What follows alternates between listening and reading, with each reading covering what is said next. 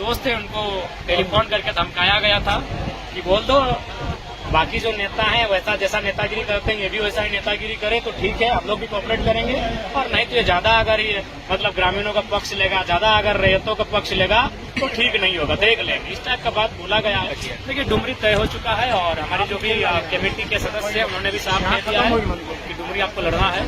जो डुमरी के संभावित प्रत्याशी हैं उन्होंने भी कह दिया है कि डुमरी इस पर आप ही को लड़ना है क्योंकि वहाँ सबसे ज्यादा वोट मिला है और उस वोट को आपको बरकरार रखना है। तो डुमरी मान के चलिए जंगल सीट डुमरी तय हो चुकी है। अब कोलियरी की बात करें तो मैंने 2 सीटों पे नजर है जिसको हम लोग बेरमो कहेंगे और मांडू कहेंगे। देखते हैं उन दोनों सीटों पे कहाँ कदम रखते हैं। चलिए हमारे कोल माफिया है उनके दबंग घर तक घुस के आते हैं और महिलाओं को मैंने कपड़ा फाड़ कर पीटा जाता है। तो ऐसे में हम कैसे अपने मतलब गुस्से को काबू रखें। देखिए रोज मर मर के जीने से अच्छा है कि एक बार मर जाए। या तो ये हमारे जमीन उनकी हो जाएगी या फिर अगर हम लोग जिंदा रहेंगे तो सम्मान के साथ रहेंगे। देखिए जो भी कोलियरी क्षेत्र है, मेरा ये भाषण केवल कोलियरी क्षेत्र में ही होता है क्योंकि बहुत खराब लगता है, बहुत पीड़ा होती है कि हम लोग इस देश की उन्नति के लिए क्या नहीं दिए, अपना गांव दे दिए, अपनी जमीन दे दिए, फिर भी आज क्या होता है वहाँ पे झारखंड को निर्णायक लड़ाई लड़नी चाहिए। ऐसे तो हम मर ही रहे हैं।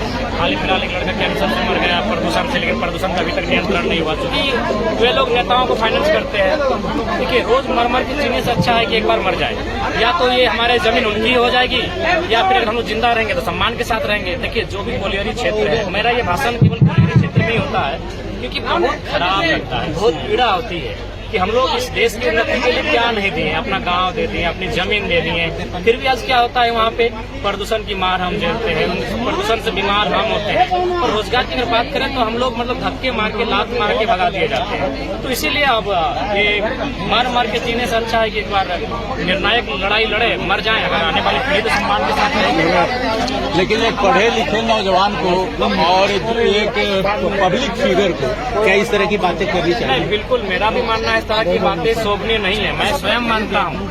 लेकिन 2 वर्षों से जो अन्याय और मैंने जो देखा है, बताइए झरिया जबरदस्ती हमारे गाँव में हमारी आंगन में जाके वो भी डंप किया जा रहा है। जब महिलाओं ने विरोध किया तो जो कोल माफिया है उनके दबंग घर तक घुस के आते हैं और महिलाओं को मैंने कपड़ा फाड़ कर पीटा जाता है। तो ऐसे में हम कैसे अपने मतलब गुस्से को काबू रखें।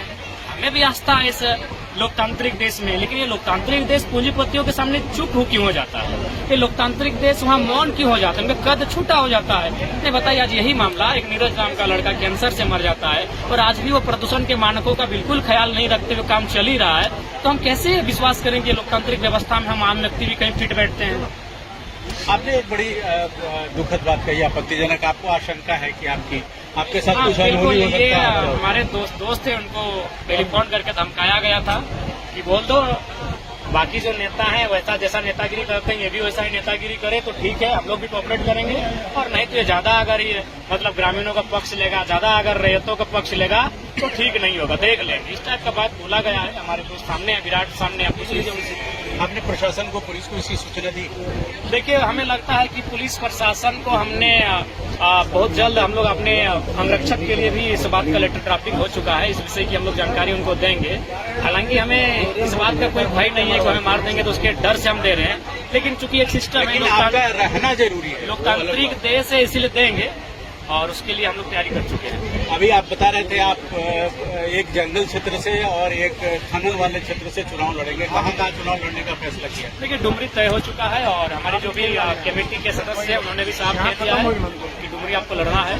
जो डुमरी के संभावित प्रत्याशी हैं उन्होंने भी कह दिया है कि डुमरी इस बार आप ही को लड़ना है क्योंकि वहाँ सबसे ज्यादा वोट मिला है और उस वोट को आपको बरकरार रखना है। तो डुमरी मान के चलिए जंगल सीट डुमरी तय हो चुकी है। अब कोलियरी की बात करें तो मैंने 2 सीटों पे नजर है जिसको हम लोग बेरमो कहेंगे और मांडू कहेंगे। देखते हैं उन दोनों सीटों पे कहाँ कदम रखते हैं। चलिए हमारी शुभकामनाएं आपके साथ। ये जयराम महतो जिन्हें लोग